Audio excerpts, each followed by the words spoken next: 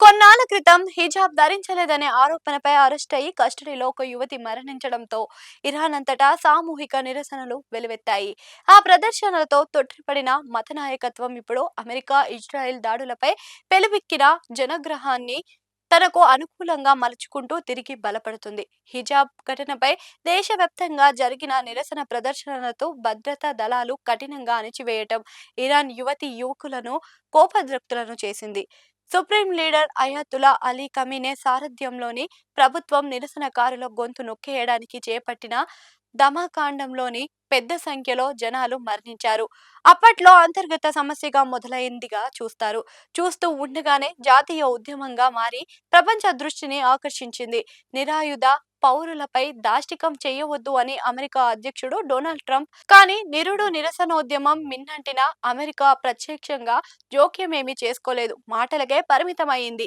Iran అణ్వస్త్రాలను తయారు చేస్తుంది అంటూ యాగి చేయడం తప్ప ఇరాన్ ప్రజలకు ప్రత్యేకంగా కానీ నేరుగా కానీ సహాయమేమీ చేయలేదు. దాంతో ఇరాన్, అమెరికా, ఇజ్రాయెల్ ప్రస్తుతం యుద్ధాన్ని తమ సార్వభౌమత్వంపై దాడిగా చిత్రీకరించడంలో మత నాయకత్వం సఫలమైంది. తమ దాడులతో మతరాజ్యంలోని ఇరాన్ సైనిక వ్యవస్థ ఇతర దేశాల కన్నా భిన్నంగా, గోప్యంగా, జటిలంగా ఉంటుంది.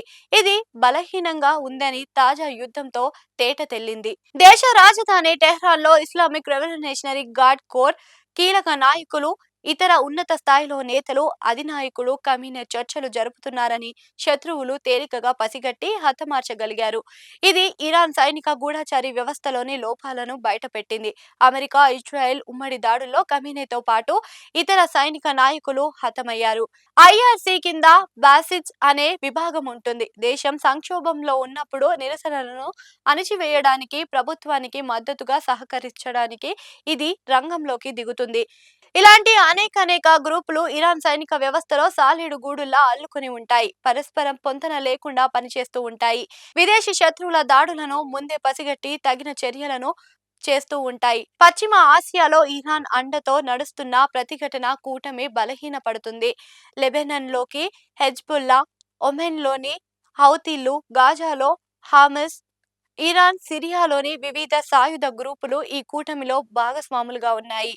2020 అక్టోబర్ 7న హమాస్ తనపై దాడి చేసిన తర్వాత నుంచి ఇజ్రాయెల్ పశ్చిమ ఆసియాలోని అనేక ముష్కర ముఖాలను తూర్చిపెట్టడంలో ప్రతిఘటనగా కూటమి నిర్వీర్యమైంది. గాజా విధ్వంసం, హెజ్బుల్లా అగ్రనాయకత్వం అంతం, సిరియాలో అసద్ ప్రభుత్వం పతనం ఇరాన్ను ఒంటరిగా చేశాయి. ఇప్పుడు హమాస్ తన ఉనికిని నిలబెట్టుకోవడానికి పోరాడుతుంది. హెజ్బుల్లా లొంగిపోవాలా, పోరాడాలా అని తెలియని అయోమయం స్థితిలో ఉంది. అసద్ పత్తా లేకుండా పోయారు. ఇరాన్, అమెరికా, ఇజ్రాయెల్ నేరుగా దాడికి దిగిన తర్వాత హౌతీలు ప్రభావం కూడా తగ్గిపోయింది. ఇరాన్ భౌగోళిక స్థానమేమి, దాని బలము, బలహీనత కూడా. అంతర్జాతీయ చమురు వాణిజ్యంలో ఇరాన్ సహకరిస్తేనే అంత సజావుగా సాగుతుంది. ప్రత్యక్ష దేశాలలోని భావన కూడా ఇదే ఉంది.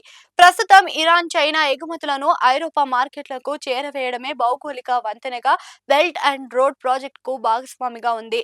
తమపై శత్రు వైఖరిని ప్రదర్శిస్తూ ఇరాన్ అంతర్జాతీయ వాణిజ్యాన్ని రవాణా అడ్డుకునే ప్రమాదం ఉందని అమెరికా, ఐరోపా దేశాలు చిరకాలంగా ఆందోళన చెందుతున్నాయి. కానీ అమెరికా, ఇజ్రాయెల్ యుద్ధానికి దిగిన తర్వాతే హార్ముజ్ జలసంధి మూసివేతకు ఇరాన్ నిర్ణయించింది. ఆ ప్రభావం అన్ని దేశాలపైన పడుతుందప్పుడు. ఇక ఇరాన్ లో ప్రభుత్వాన్ని మార్చాలన్న అమెరికా, ఇజ్రాయెల్ వ్యూహం ఆశించిన ఫలితాలను ఇవ్వలేదు. ఈ దాడులు ప్రాంతీయ సంఘర్షణగా మారుతున్నాయి. అమెరికా సైనిక స్థావరాలకు ఆశ్రయం ఇచ్చిన గల్ఫ్ దేశాలకు కూడా గండమవుతుంది. పొరుగు దేశాలపై ఇరాన్ చేస్తున్న ప్రతీకార దాడులు వాటిని అమెరికా, ఇజ్రాయెల్ వైపు నెడతాయా లేక అన్ని తటస్థంగా ఉంటాయా అనేది ఇప్పుడు ఆసక్తికర ప్రశ్నగా మారింది.